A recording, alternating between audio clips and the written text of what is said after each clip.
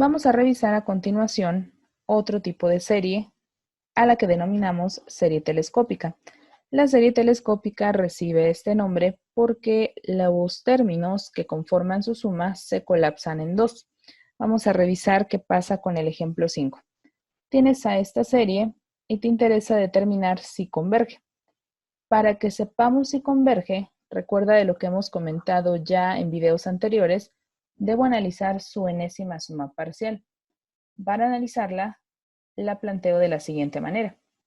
La enésima suma parcial de esta serie será la sumatoria de k igual a 1 hasta n de 1 sobre k por k más 1. Vamos a calcular algunos de sus términos para ver si encontramos cuál es el comportamiento de esa enésima suma parcial. Voy a escribir y obtengo 1 más 1 que es 2 por 1, 2, es decir, 1/2, más 1 sobre 2 más 1 que es 3, que por 2 sería 6, y así sucesivamente hasta que llegamos al último término que será 1 sobre n por n más 1. Esta es tu enésima suma parcial.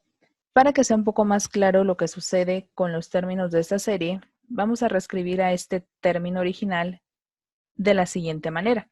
Me voy a apoyar de fracciones parciales, lo que ya vimos en la primera unidad. Si yo asigno fracciones parciales a este término, voy a obtener a sobre k más b sobre k más 1. Todo esto igual a 1 sobre k por k más 1.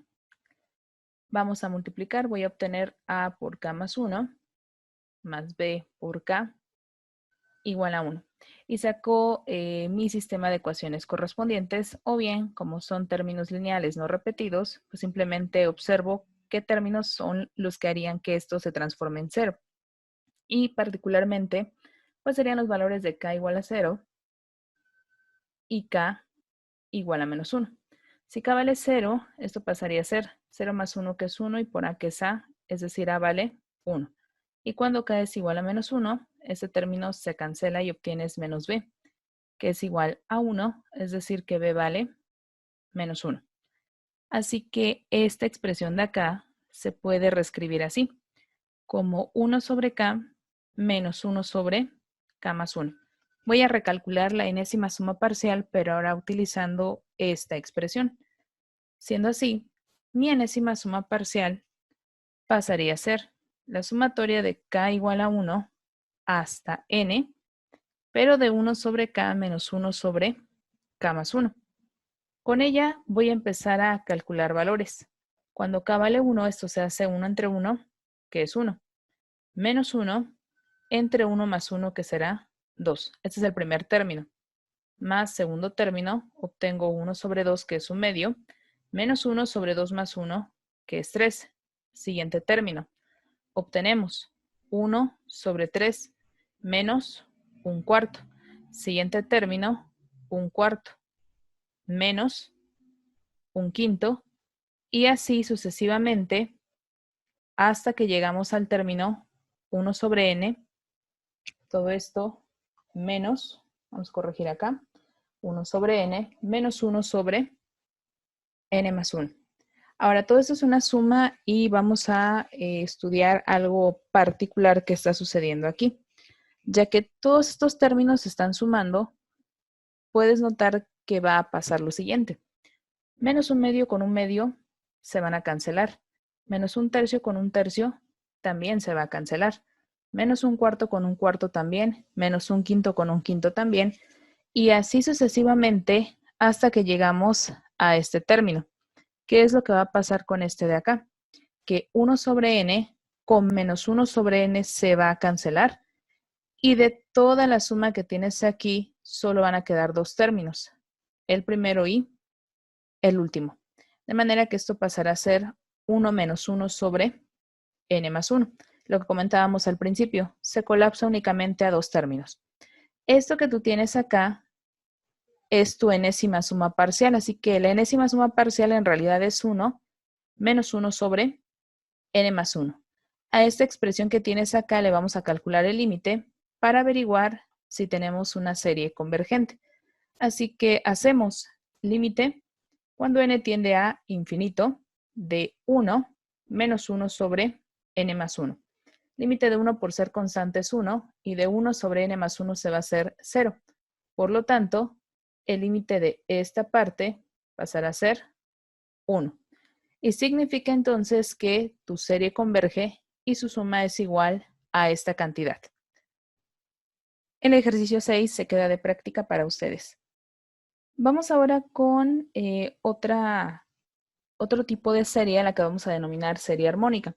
La serie armónica es aquella que cumple con esta forma y esa serie siempre va a ser divergente. Para saber por qué siempre diverge, nos vamos a apoyar en el análisis de algunas de sus sumas parciales, especialmente las sumas parciales de base 2, es decir, S2, S4, S8, S16, S32, etcétera, etcétera. De acuerdo con esto, vamos a construirlas de la siguiente manera. Si yo quiero calcular, por ejemplo, la suma parcial 2, que es la primera que acabamos de mencionar, significa que voy a sumar los primeros dos términos, 1 y 1 medio. La suma parcial 4 vendría a ser sumar los primeros 4 términos, es decir, 1, 1 medio, 1 tercio y 1 cuarto, que es esto de acá. A partir de esta suma parcial, voy a empezar a construir una a la par. Esa suma parcial que voy a generar va a ser menor que la que originalmente se tiene. Para lograrlo, voy a tomar estos términos y de las fracciones presentes voy a fijarme en la menor, que vendría a ser esta de acá. Si yo quiero que esta suma sea menor que esta, lo que voy a hacer es reemplazar este 1 tercio y en su lugar colocar 1 cuarto. Tendré todo esto de acá. Y al colocarlo, evidentemente estoy logrando que esta suma de términos sea menor que la que tengo acá. Simplifica un poco esta parte y obtendrás 1 más 2 medios, es decir, la suma parcial original es mayor que 1 más 2 medios. Eso se puede simplificar, pero para el análisis lo vamos a dejar así. Vamos con suma parcial 8. Voy a sumar del término 1 hasta 1 octavo. Nuevamente, identifico la fracción más pequeña, que es 1 octavo, y voy a retomar esto que tengo acá, y a todas las fracciones que están aquí las voy a reemplazar por 1 octavo, con la finalidad de asegurar que esta suma de términos sea menor. Simplifico un poco y obtengo como resultado 1 más 3 medios, es decir, esa suma parcial es mayor que 1 más 3 medios. Ahora vamos con suma parcial 16. Sumo de 1 a 1 16avo, la fracción menor de todas es 1 16avo. Retomo los términos anteriores y a estos los voy a reemplazar con 16avos. De manera que sumamos todo esto y obtenemos como resultado 4 medios. Es decir, la suma parcial 16 es mayor que 1 más 4 medios. Ahora bien, ¿a qué será mayor la suma parcial 32? Bueno, analicemos el comportamiento que están teniendo estas sumas parciales. Observa que en todos los casos la suma parcial que vas construyendo a la par tiene un 1. Tenemos aquí un 1, un 1, 1.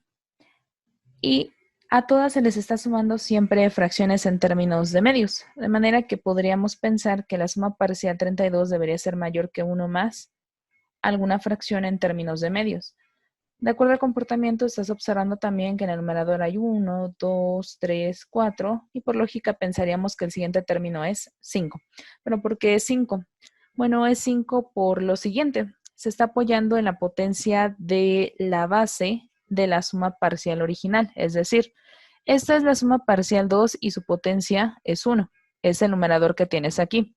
La suma parcial 4 también la podría reescribir como la suma parcial de 2 al cuadrado. Esta potencia es la que se coloca como numerador aquí. La suma parcial 8 se podría reescribir como s de 2 al cubo, donde esta potencia es la que se coloca en este numerador.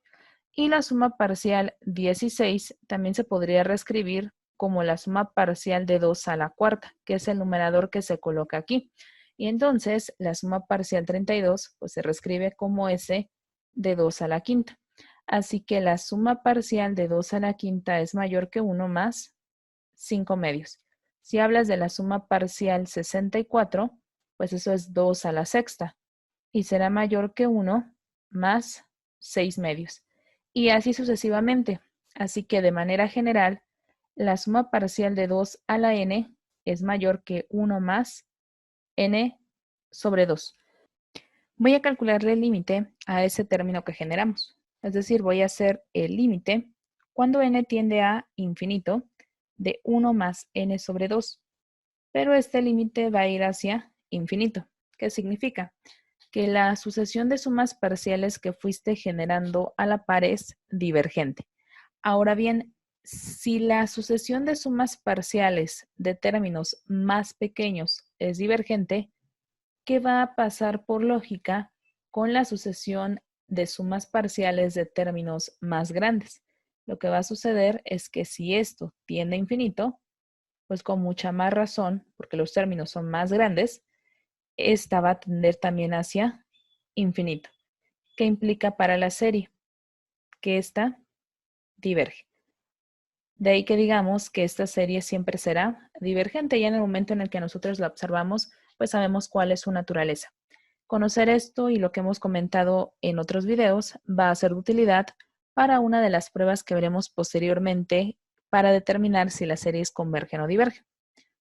Por este video es todo y en el siguiente video vamos a empezar a analizar una primer prueba que se le podrá aplicar a las series para, decíamos, saber si son convergentes o divergentes.